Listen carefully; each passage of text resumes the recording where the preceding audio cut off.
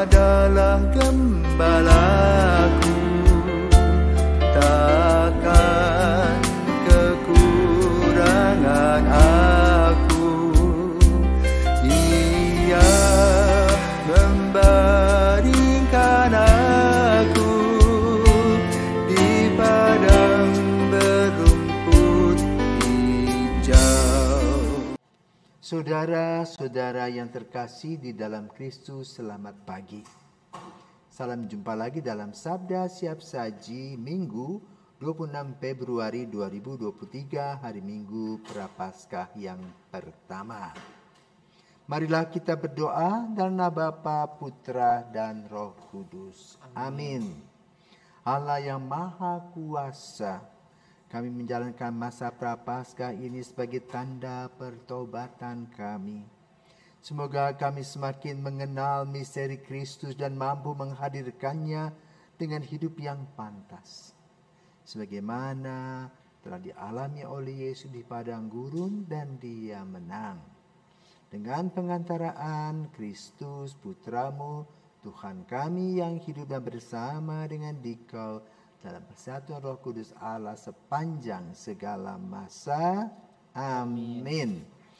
Tuhan bersamamu dan bersama rohmu. Inilah Injil Yesus Kristus menurut Matius. Dimuliakanlah Tuhan. Sekali peristiwa Yesus dibawa oleh Roh ke padang gurun supaya dicobai iblis. Setelah berpuasa selama 40 hari dan 40 malam, akhirnya laparlah Yesus. Lalu datanglah si pencoba itu dan berkata kepadanya, "Jika engkau anak Allah, perlihatkanlah dan perintahkanlah supaya batu-batu ini menjadi roti."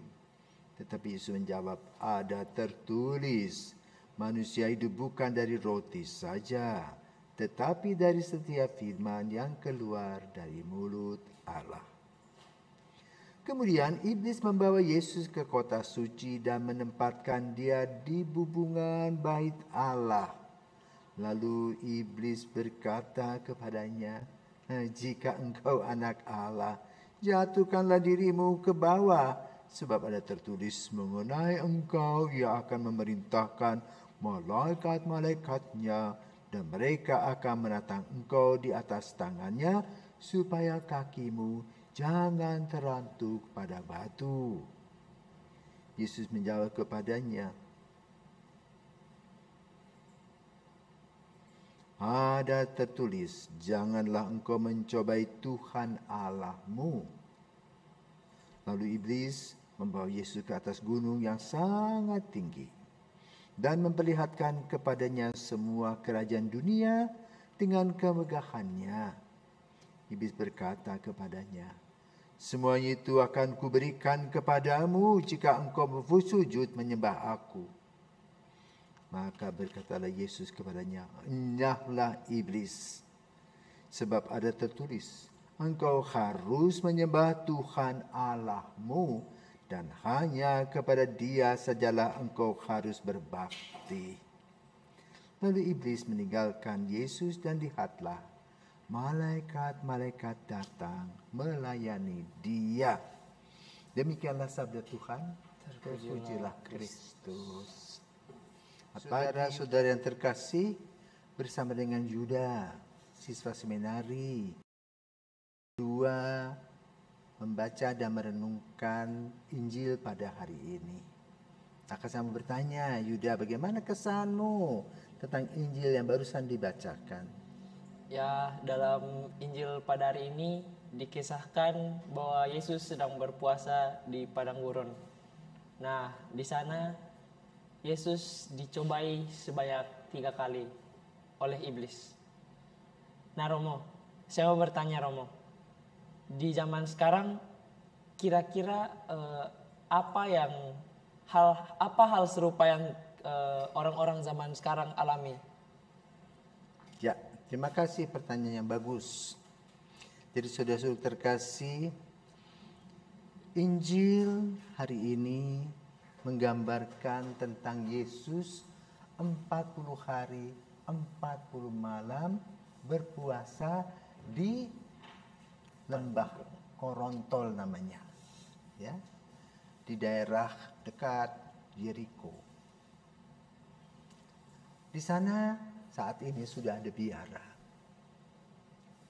Pada zaman Yesus datang ke sana bukan untuk jalan-jalan, tapi mengambil waktu untuk mempersiapkan diri, berkarya, dan berdoa. Ternyata godaannya cukup lumayan. Ada 3 hal yang menggodai Yesus. Kita kalau 1 minggu tidak makan pasti lapar. Apalagi 40 hari. Lapar sekali. Maka lalu ada gagasan iblis mengatakan, ini batu ini ubah kau jadikan roti. Apa jawab Yesus? Manusia tidak hanya hidup dari roti saja. Mereka dia belum puas. Nah, itu berkaitan dengan harta. Ya. Yang kedua, Yesus dibawa ke tempat yang tinggi. Dia katakan, kau jatuhkan dirimu, pasti nanti akan ditangkap oleh malaikat-malaikat. Itu berkaitan dengan kuasa. Apa jawab Yesus? Apa jawab Yesus? Yesus menolak. Yesus menolak. Dalam bahasa kerennya, emangnya gue pikirin. Ya toh? Iya. Jadi Yesus tidak mau menjatuhkan diri. Yang ketiga, dibawa lagi dan suruh menyembah. Yesus marah. Ya, langsung katakan apa? Enyahlah kau iblis. Ya, kau yang harus menyembah Tuhan. Tahu. Nah, itu berkaitan dengan kenikmatan dunia. Ya, jadi ada harta, tahta, wanita. Dan itu selalu menjatuhkan kita di dalam kehidupan. Dan khususnya setelah kita memasuki akhir balik. Ya, saat sekarang orang pengen punya handphone. Apakah pulsanya datang sendiri? Tidak, harus pakai duit. Ya? Iya. Apakah ketika main handphone perut tidak lapar? Lapar. Lalu pergi ke pasar-pasar modern ya, ambil ini, ambil bayar, duit lagi. Ya kan? Iya. Nah, lalu bagaimana sebagai seorang siswa? Apa-apa duit. Buku pakai duit. Gojek ngantar ke sekolah pakai duit. Nanti ke kantin pakai duit. Duit. Ya. Itu godaan. Lalu bagaimana mencarinya? Harus kerja. Jangan korupsi. Nah, korupsi bisa mencuri dan sebagainya, itu berkaitan dengan masalah keperluan akan uang. Ya. Yang kedua, di Indonesia ini baru-baru ramai sekali dengan peristiwa Ferdy Sambo. Ya. Dia menyalahgunakan kekuasaan. Maka akibatnya seperti itu. Ini merupakan sebuah pelajaran bagi kita juga. Dan Yesus sudah mengingatkan kita bahwa setan itu di belakang kita mulai utik-utik kita, goda-goda kita supaya kita bisa marah, bisa bahkan melenyapkan orang. Ya. Nah, yang ketiga, kenikmatan-kenikmatan. Sering jatuh orang karena apa? Kenikmatan-kenikmatan itu. Ya. Orang bisa perang karena harta warisan. Ya. Orang bisa perang karena perselingkuhan. Banyak hal. Nah, itulah yang disingkat dengan 3 tahta, harta, dan wanita. Nah, lalu bagaimana kita mengantisipasi?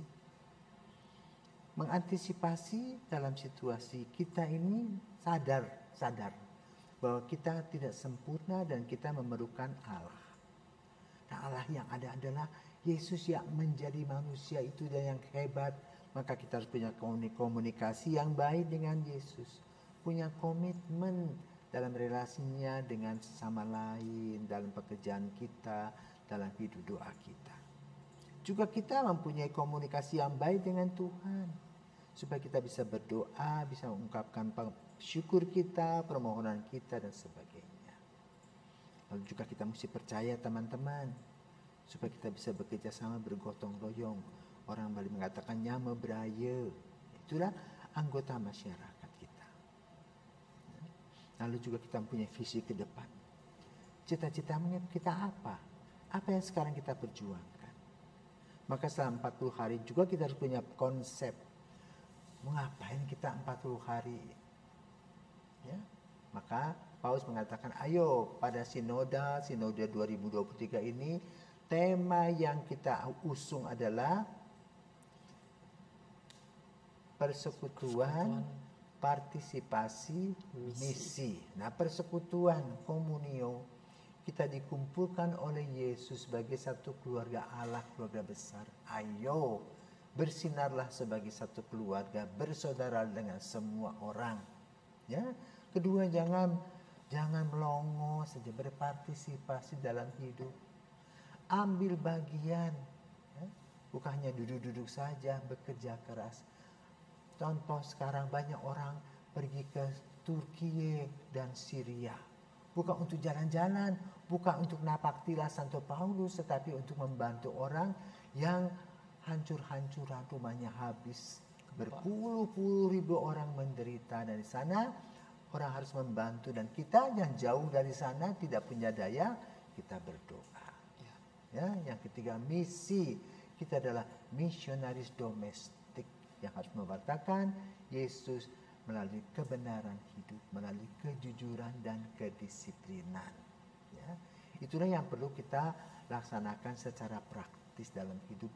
Hati-hati dengan diri sendiri. Jangan tunjuk orang lain, tetapi bercerminlah pada diri sendiri. Lihatlah bahwa kita punya kekurangan dan kita memerlukan Tuhan Yesus. Berjalan bersama Yesus dan kita dikuatkan. Nah, begitu kira-kira Yuda. Semoga kamu juga diberkati. Ya Romo, terima kasih Romo. Baik, kita ucapkan selamat pagi kepada semua para pemirsa. Selamat pagi, sampai jumpa lagi dalam Sabda Siap Saji selanjutnya.